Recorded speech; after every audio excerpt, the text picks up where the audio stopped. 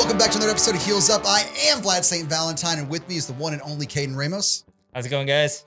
Unfortunately, Reggie's not with us tonight. He's been out beating up fools all weekend long, so getting the night off, but we are wearing the merch to, try and pimp out and help a brother out. Yeah, buy a few t-shirts, guys. He's got to pay for medical bills. He broke his hand beating up some suckers this weekend, so getting the night off. So we're here tonight reviewing Raw for this week. Tonight's episode was a little more interesting than SmackDown was last Friday, but still that 3-hour runtime is just lagging. We start off with Randy Orton cutting a promo that just goes way too long, but it's still very intense, very subtle. The man's really good at, delivering a scripted promo. I don't know if it's him getting to ad-lib and do what he wants to, because this was definitely written much more intelligibly than most of the written scripted promos people are given. He challenges Drew to at a match at Hell in a Cell for the title and waxes poetically and basically just strokes himself off, talking about beating up the legends in that dark room where he was wearing welding goggles. Yeah, he goes into great detail about it. He almost went Tolkien on some of the descriptions there. Well, he didn't spend 2 hours describing the silver color of a leaf, so I think we're fine. I said almost. But after Randy gets done talking about the legends and beating them up in the dark, he gets up to leave, and then he gets attacked by Drew McIntyre. Yeah, it was nice. Drew just kicks him. He's like, I'm going to beat you up. Then the door to the promo room just kicks in, and Drew's like, oh, you done stepped in it now, motherfucker. And just proceeds. He's like, whip his butt. And it was nice to see, but it's one of those, like, anytime someone gets over on Randy that isn't a pay-per-view, I'm like, oh, crap, that means Randy's going to win at a pay-per-view. Yep. Because the whole thing, Randy just looks strong, loses at the pay-per-view. So I always get worried whenever someone else looks strong on him for a little while. I'm like, oh, shit. But he guys come on, but it's later in the night. We'll get to that. So hopefully that's the trading back and forth just within one night. We'll see. All right. So after we get the Drew and Orton thing backstage, we go into our first match of the night, which is going to be a 6-person tag match between the new team of Mandy Rose and Dana Brooke and Asuka versus Zelina Vega and the New Hearts. Lana and Natty and their uncomfortably close relationship. Yeah. They were like nuzzling up next to each other. I'm like, I wonder if Tyson and Miro are just like, kicking back, watch some brews, going, this is going to happen. Yeah. Good on them, man. They might have an OnlyFans coming up. I don't know, man. I don't know if Tyson can take those kind of bumps now. The match itself. Well, with WWE taking over third-party money, I don't know if they want to open up an OnlyFans. That's a good point, yeah. The match itself felt a little sloppy. Natty seemed gassed from the get-go, and she just didn't seem like she was into it at all. Her moves, especially with Mandy, just felt and Dana felt really sloppy and sluggish, and I don't know what the deal was with this one. But I don't know. Not much of a match. Mandy gets the win with the pump knee on Lana because Lana's being punished, and that'll become evident, in a couple more minutes. But the funniest thing in the match actually was Asuka trying to dance to Mandy's music because she just couldn't get it down. Then by the time they get to the ramp, she figured out this whole I'll flex in time with the song, and then she got that bit down. Dana's trying to do it with her. It's like, all right, yeah. It was really awkward, but you know what? That's kind of part of Asuka's charm, so I'll go with it. As Natty's checking on Lana and Zelina is in there with them, our women's tag team champions, their music hits is Nia's music or Shayna's music. I forget whose. I think it was Nia's. But the tag champs come out and they've got no reason to be out here except to hurt Lana because her husband signed with AEW. Yep. There's absolutely no reason to be out here. Nothing storyline wise. Natty and Lana aren't coming after the titles. They just exist, and they've beat them up the last few weeks. So this is their new hobby, is putting Lana through a damn table. So they come out there, beat up Natty. They're about to put her through the table, but Lana pulls her off, and then Lana gets her third table in 4 weeks. Yeah. Yeah. I mean, I guess they got to spend that budget. They didn't have as many tables broken because they weren't out and about in different areas. So they got to burn through the tables to write that off at the end. We'll burn through the tables and try and concuss Miro's wife at the same time. Yeah. And maybe that's why Natty's not putting 100% into her matches, because she's stuck with Lana. Or because she knows her friend is getting dicked over. Yeah.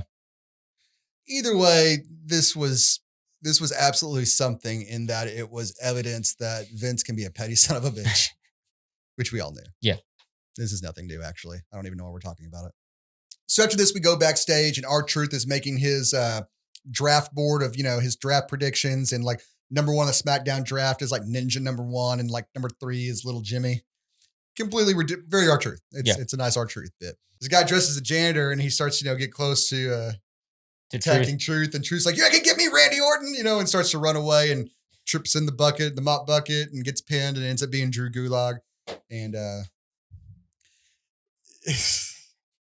I enjoy their bits. It's fun. I'm glad they added Drew to it with Akira and Truth, because he looks like he's having a great time. Yeah. The way he delivers the lines is really funny. I would like to see him do something more serious, get that Daniel Bryant type push, but this is fine for what it is. It's funny. So Seth and Murphy come out next, and Murphy basically tells Seth that if he wants to, he's been the best disciple he could. He's done everything he's wanted of him, but he wants an apology.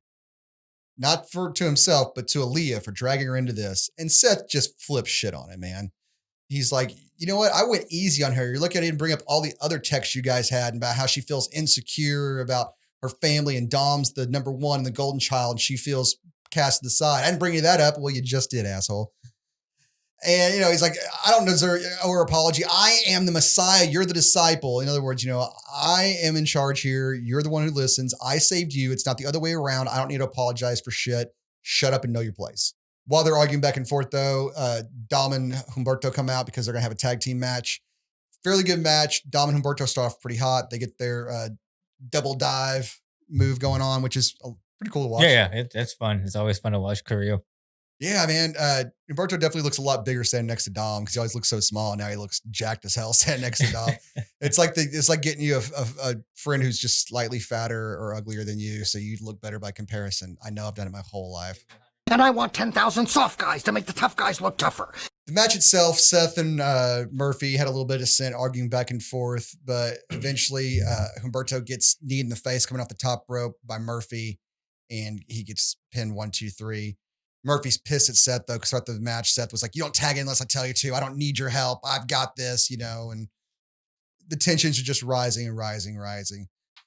After that, though, we get Gunny Lackey backstage on the phone, and Braun Strowman comes up. He's like, "Raw Underground's not open, but I didn't drop here to do nothing, so I need to whip someone's ass." And Gunny Lackey's like, "Look, I can't give you a match. You're not a Raw superstar. You're a SmackDown superstar, but if someone's willing to, I can give you an exhibition, which is an unsanctioned match, He's like, "As long as someone gets these hands, I'm going to go mend these fences back here with his work gloves on." And I go wash these hands now. Now I'm going to go delicately put some lotion inside these gloves and sleep with them on so that these hands are nice and soft. I want whoever gets them to feel caressed and loved. No, you got to wash your hands because 6 feet. I want to be off for 2 weeks. I still think he moisturizes. Unless you're Lana, then you definitely want to be off for 2 weeks. Oh, no, I can't come to work. So Braun walks away. Brock's off to wash his hands because he got closer than 6 feet to Gunny Lackey without a mask on. And then Keith Lee walks up and says, "Sign him up. He'll take that challenge," which honestly, my first thought was, "Oh, God, not yet," because I don't want to see either one of these guys lose. So I was like, how are you going to do this one? And they did. They pulled the WWE. I don't know why I was worried. Yeah. I don't know why I was concerned. Anytime they write themselves in a situation where like, "Oh God, they're going to have to make one of these guys win a match and one of them to lose. It's going to have devastating consequences." No, they just float that DQ ball, grind to the socket. Well, we're kind of getting a little bit of spoilers, I think. Man. I think Braun's coming over to Raw. Yeah, sure. Why not? He ain't got nothing else to do. If you don't want him going up against Roman Reigns, which is the obvious place for him to go. So you move him away from Roman because he's a title threat.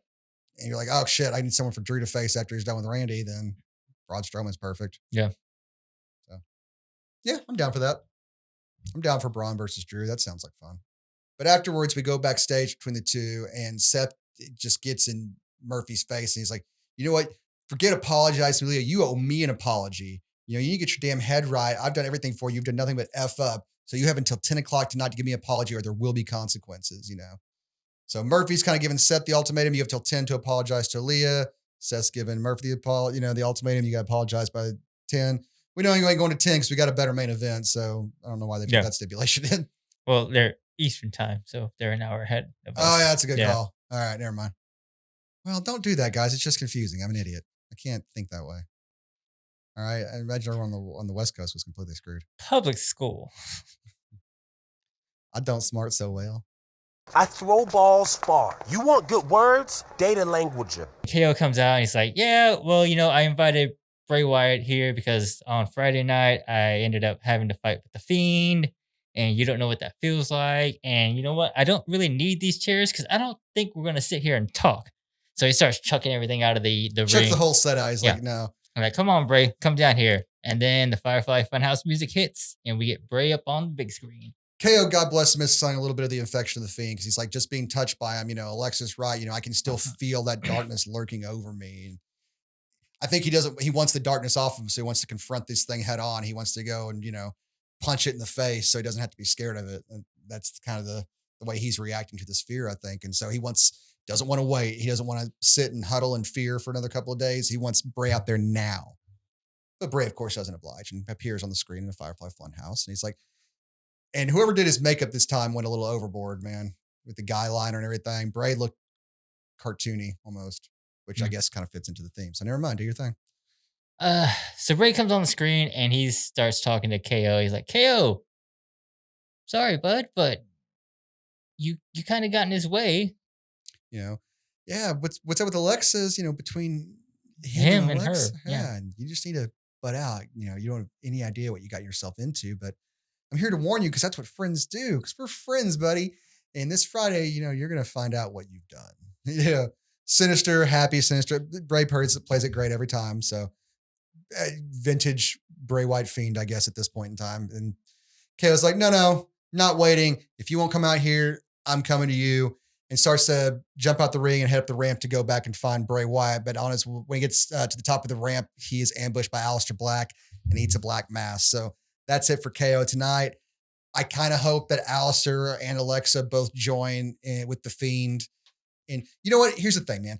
I know that I'm going to go on a little bit of a diatribe. I know we had like the gang war thing kind of going on in the late bit of the Attitude Era, especially when you had the guys from Nation Domination split off and you had,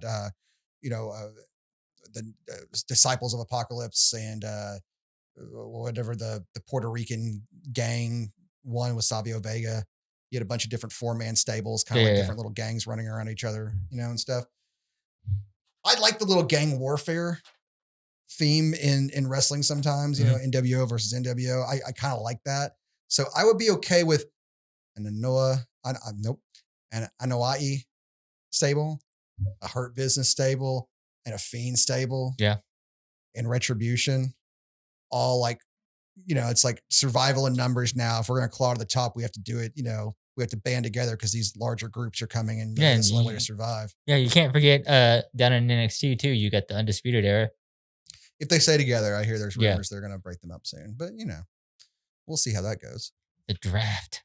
So after Aleister Black puts down KO, we go to commercial and we come back. And we've got Drew McIntyre doing a backstage interview where he's like, my new policy is if I'm in a building with Randy Orton, I'm going to be beating Randy Orton's ass.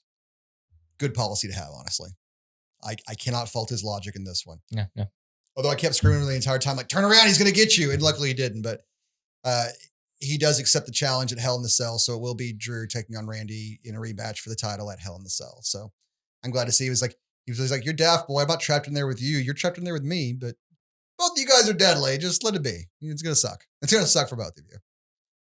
It won't live up to Undertaker versus Mankind because nothing ever does, but it's definitely going to suck for both of you. Blood all the way around. Pain. So after that, we get our exhibition match with Braun Strowman and Keith Lee. They come out and they actually put on a pretty equal showing of power. Braun tries to do his shoulder check into Lee and Lee stops him. And then they reverse back and Lee tries to do it to Braun and Braun stops him. And then Braun just kind of brushes them off. And they both go back and Braun Strowman drop kicks Lee in the knee, which drops him and he rolls out into the ring. And then Braun's got his Braun Strowman Express going on. He hops out of the ring and starts running around. He's going to run into Keith Lee.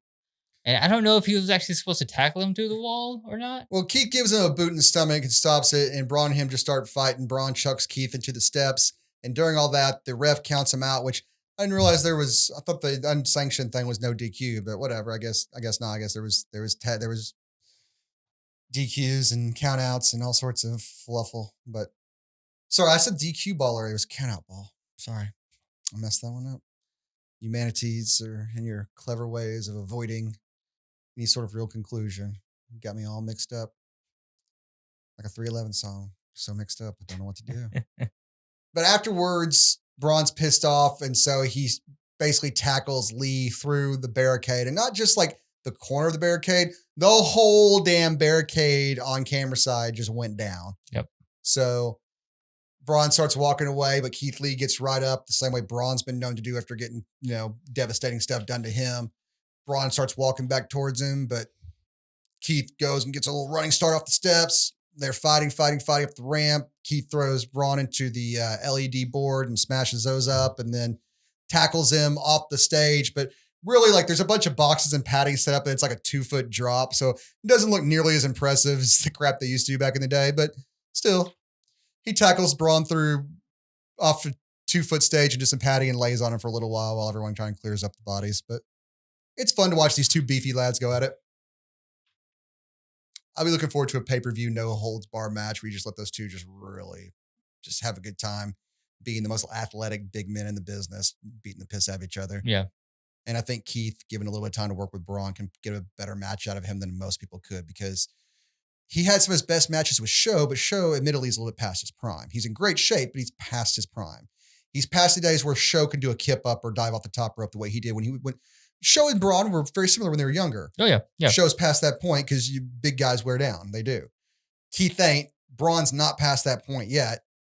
And Keith is a more talented wrestler than Braun is. I'm just saying, like, it might be the best match we'll ever get out of Braun Strowman.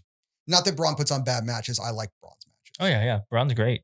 So watching those two tear it down in a no DQ falls count anywhere match. Love it. Yeah. Love every bit of it. Yeah.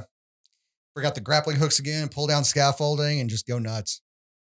I'm down. Let Devon write this one. Just saying. Yeah, you don't have very many creative left. All right, guys, how many tables we got?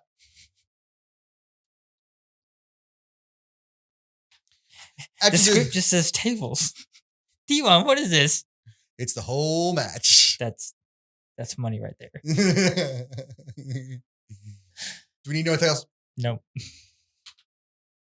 Tables. I bought a house in the Hamptons with tables. Don't you question it.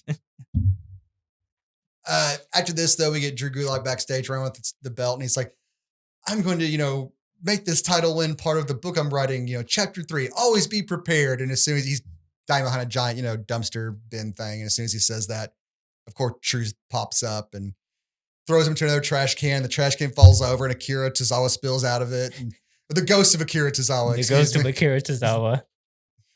They just all kind of, Drew runs at Truth, and he gets a back body drop into the trash can. Akira jumps in. It's just like a Looney Tunes thing where like the dog takes like the cat behind the fence, and you just see like bits flying up, and that's what we got here. But somehow the ref on the outside was able to see someone shoulder pinned and count a 1, 2, 3, and Truth jumped out with his belt again, because of course he did. But makes him a 42-time 24/7 champion.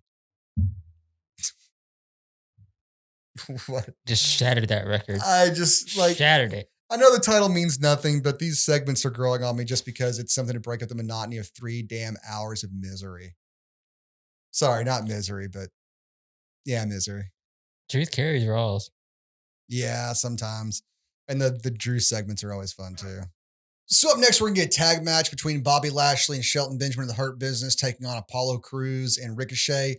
Early in the night, MVP had approached Ricochet and Apollo and Mufasa Ali, and said, he's like, one night only offer to be part of the Hurt Business. We got an opening, I know you guys all know I don't want to be part of the Hurt Business, but Cedric said no first too. And he came up. Yeah. Look how good his career is going. He's been at home for 2 weeks. We haven't seen him doing great. But he's like, doesn't matter which brand you get drafted to, but getting drafted to black and gold, that can do something for your career. Think about it, and he walks off, and Apollo and Ali walk off, and Ricochet looks like he's considering a little bit, so they built up that tension a little bit. So now we're out for the match, and MVP gives a little line that he told him earlier. It's like, you guys can win a match occasionally, talking about last week, but y'all never win the battle. You never win the war, because it's true. They just get their butts whipped for the most part. They win the occasional match here and there, but MVP, right, they get their butt whipped almost every time. So the three chumps come out, and Rick plays like he's like, hold on, guys, I want to tell him, he plays it for like just a split second, like he's gonna turn like Cedric. And he's like, no, we're not gonna do that. We pass, blah blah blah blah blah. I got you. Look, he's mad. Yeah. I don't know. It's kind of lame swerve, but whatever. It was a little bit of a build up for something that was. It is like a weak ejaculation. Okay. Cheers. Okay. Match itself was not much really. Again, Apollo taps out to the hurt lock because chumps be doing chump shit. Bitches be bitches. Again, after the match, Ricochet and them are on the outside, and Ricochet's like, we're going to keep coming. We're going to keep coming. You're never going to get rid of us. You're going to keep beating us down. We're going to keep coming. It's like, okay, keep getting that ass whoop until you learn better. You're the one that's thick-headed here. Yeah. You don't look good because of this, guys. I appreciate the grit and determination, but at some point in time, stop beating your head against the damn wall. So after this, we cut backstage with Murphy and Aaliyah talking some bullshit drama stuff. I don't know. Who cares? And then after that, though, the Hurt Business is walking around, pumped up from their victory. And Mufasa comes up by himself and challenges MVP to a match. And he's like, little man, you're here all alone. He's like, don't you worry about that. As a matter of fact, bring these chumps with you, because as soon as I'm done beating your ass, I'm going to start on Shelton and finish up with Bobby. Mustafa's got, more balls than brains tonight, it looks like. But they get pissed off, and MVP's always like, no, that was cute. Just let it be. We'll go, I like your moxie, kid. Yeah. I'm going to whip your ass later, but I like your moxie. So after that, we get Seth coming out to demand his apology from Murphy. And then Murphy comes out and he's like, no, you know what? No, you need to apologize to Aaliyah. And then Seth gets into his face and he's like, no, you listen here. And he grabs him by the beard. And he's like, apologize. Apologize now. You're the disciple. I'm the Messiah. You need to apologize. That's right. Apologize. And that just makes Murphy snap. He starts attacking Rollins and gets him down. And then Rollins rolls out and goes underneath the ring to grab Dom's favorite weapon. Yeah, Murphy tosses Seth over the announce table. They're rolling around the outside. Eventually, though, Murphy gets the kendo stick and starts just wailing on Seth's butt. But he showed a little bit of mercy. Seth's eventually, stop. Hits him a couple of times, apologize. Murphy doesn't want to just destroy Seth. He obviously still has a little bit of loyalty to him, but he's past his breaking point, and he wants a little bit of damn respect, and he wants Aaliyah showing some respect. So he's like, Seth's like, I'm sorry. He's like, Aaliyah Rivera, I apologize. I'm sorry. And he gets Murphy, to lay off of him just enough for Seth to strike and starts gouging Murphy's eyes. And eventually he takes the kendo and just starts wailing on him mercilessly, breaks the kendo over Murphy's body, just beats the living piss out of him, and eventually bails out to go get a chair to finish the job. Once Rollins turns back to go into the ring, you can see Aaliyah over Murphy's body, and she's just like, no, stop. Seth considers it for a second, but ultimately does nothing. But before he can go one way or the other, Dom comes out, followed by, Ray and Angie. So Seth just bails out the ring and goes up the ramp, and she sits there and protects him, but Dom's drags her out of there. And it's like, what are you thinking? Look at Dad's eye. Look at what he did to Dad. You don't be putting your body on the line for him. You're crazy. Don't sacrifice yourself for this piece of, Yeah. But they grab her and leave Murphy, sucking air in the ring. In the ring, yeah, licking his wounds. But she does her little forlorn look back and, All right. One more time. She is 19. He is 35. This is not cute. It's not endearing. It's creepy. Yeah, just stop writing those in WWE Creative. You got plenty of older women to work with, I guess, if that works that way. Well, I realize this is one of those Ray wants to get his kids some screen time, both of them, but this was not the angle to do it. Yeah, it's a little bit creepy.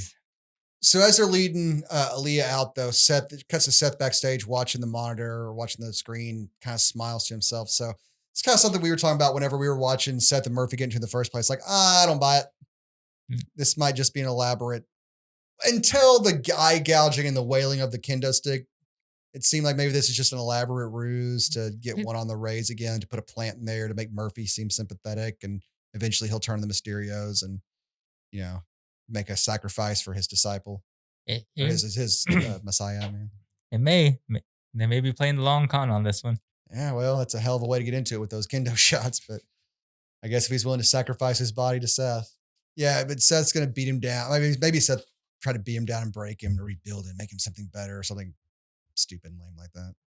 Something blasphemous. Something horribly blasphemous. All I'm talking about here is blasphemy, blasphemy, blasphemy for everybody in the room.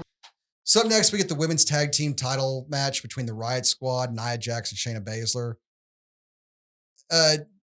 Nia and Shayna, obviously, the whole thing is they're not a very well-oiled machine, but they're just so dominant as individuals. They can pretty much plow through everybody, which is kind of what they did tonight. I mean, the Riot Squad got to get some offense in, and they actually looked pretty good, having some tandem offense that was kind of unique and a lot of fun, like that little live on Ruby's back, like a backpack falling into the little Samoan drop kind of thing. Yeah, it was like a backpack drop. It'd be a senton from that position. I mean, that impact of hitting your body on someone laying down would be a senton. It'd be like what the fuck would you even call that? The carry senton? Backpack carry senton? Damn. Yeah. Good on you. If I can't think of a name for it, then you did a great job. If I can't even bullshit my way through a name to it, you did a wonderful job. But the match was good. Nia is just so big. Sometimes I just can't buy her the way she sells some of this offense. It's like you wouldn't be fazed by half this crap. You're a terrifying human being as far as your power goes. So But eventually, though, Shayna does hit the knee on Ruby, and Ruby's getting her butt whipped through most of this match. That's kind of what the story of this match is her just taking tons of punishment and just eventually screaming, just come on, bring it, give me more. I mean, Ruby gutted it out and showed a lot of heart tonight, but eventually she would tap out to the Karafuda clutch. We already write it down, spell it out phonetically for me. Karafuda clutch. All right. Got it. Nailed it. But yeah, she taps out, and like Shayna keeps it on to the point, like, Liv's trying to like hit her and get her off, and like she ain't letting go, and eventually like Ruby got bent down and like pinch her, like, let go, bitch. Like, oh yeah, sorry, I got a little carried away. I haven't been on TV in 2 weeks. I need to make the most of it. So up next, we get the Ali versus MVP match, and this is not really much of a match at all. MVP does get a little offense early on, but Ali starts to frustrate him, and he gets tossed out the ring. So he's like, you know what, screw this. Come on, boys, let's get him. I ain't trying to deal with this guy tonight. So Hurt Business gets in. They're about to whip Ali's ass when the lights go down and Retribution shows up. So Ali's in the corner staring at Hurt Business with Retribution on the outside, and MVP's like, you make a decision right now. Are you with us? Stand back to back and fight with us. This is bigger than us. Come on. Yeah. And Mufasa's like, yeah, you're right. He back to back with Hurt Business in the ring, about to take on Retribution. Then Ali bails out of the ring, gets in the face of Teabag and Moss. What? Moss. Is that who it is? No. I know the Mace. T-Bar and Mace. Wait. Teabag and Giggles, the clown from American Horror Story, or whatever the hell his name was. Twisty. Twisty, that's what it was. Yeah, Twisty and Teabag. So Ali goes up to Twisty and Teabag, and they, Teabag starts staring all creepy at him or whatever. But eventually, Ali just turns around, and is like, "Get him." So Ali, they're making it out to be maybe the leader of Retribution. Maybe this is where he's been this whole time, planning and plotting all this with his, I thought he was building like little Tony Stark hand repulsor things, but apparently not. He was building a revolution. So I'm okay with this. I like to see the dude do some extra stuff. He's a lot of fun to watch. Good looking guy. He's good on the mic. He's good enough on the mic. I mean, he's not blowing anybody away, but hey, better than Teabag and Twisty. Better than Teabag and Twisty. So pretty cool though. Hurt Business gets their butt whipped. Ali gets the guys in the ring, hand up, close it, lights out. And now we've got I thought that old Mia Yim was going to run the joint. All right, so finally we get our main event of the night, which is a 6-man tag match with Randy Orton and the Glorious Show-Offs, as I like to call them. Yeah, that's a good name, man. I like that. Versus Drew McIntyre and the Street Profits. But Orton, I like the way he plays these sort of things where he can get lost in a crowd. He makes himself get lost in the crowd where he doesn't spend practically any time up on the apron to take a tag. He usually is off the apron, trying to run in when people's backs aren't, grab people when they aren't looking. Grabbing their legs. And yeah, he's just that in-ring psychology, the way he plays the match, the way he tells the story and while he plays the match, and by being that manipulator and stuff. Just, oh, Randy, I don't like you, but you're a master at your craft. yeah, he's the Apex Predator. Yeah. You really, I mean, not just like that in reality, like outside of kayfabe, he's just a great, he's perfect at playing that character. I'm not saying I want to go see him in a movie the way I want to see Drew McIntyre movie. Randy is perfect at playing evil, shitty Randy Orton, even in real life. The match itself was pretty good. Angelo and Dawkins got a couple moments to shine, but it was a lot of Drew kind of beating up on the other two guys, the glorious show-offs, and Randy trying to pick his moments. And, Drew like, oh, I see you behind me trying to give me the RKO, like, I got you. It was basically an elaborate game of like, Mother May I, or, like, stop, red light, green light. Red light, green light. That's what it was. Yeah, red light, green light. But, the end result is the person calling out red light, green light gets RKO'd. Towards the end of the match, though, there's a bunch of chaos and guys are kind of hitting their finishers back and forth. Eventually, though, Drew is staring down Randy and has him like in his sights, and Dolph and Bobby will both try and get involved at separate times. They both eat claymores, but that distraction from those two guys getting involved allows Randy to sneak up on Drew and give him the RKO and get the 1-2-3 tonight. So Randy goes out victorious over Drew. All in all, this match was frantic. It was fun. It was great wrestlers all involved. It was quick. Definitely wasn't overly long. Didn't get boring because you were constantly tense because of what Randy's doing on the outside. And the ending, I think, was appropriate to keep this thing going because Drew just can't be completely dominant the whole way. But at the same time, I felt that he looked a little weak coming out of Clash of Champions because he needed so much help to defeat Orton. Yeah. So I don't know. We need to give him a clear victory over Orton on his own and a dominant one at some point, I feel, in order to make him feel, because right now I feel like he's on borrowed time with that championship. So if we're going to establish him going forward after Orton, this has got to be a nice victory. But anything else? Yeah, we'll see what happens. We got the draft coming up on Friday. And then after next week, we'll know where everybody lands and pretty much where all these storylines are going, hopefully. Yeah.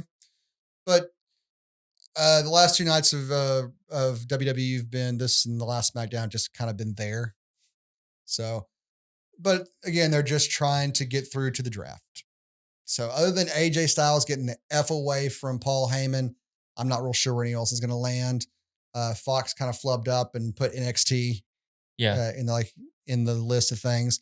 I don't know that means if NXT is going to have people drafted out of NXT the way they did the last time they did the draft, and maybe the time before that, I don't remember.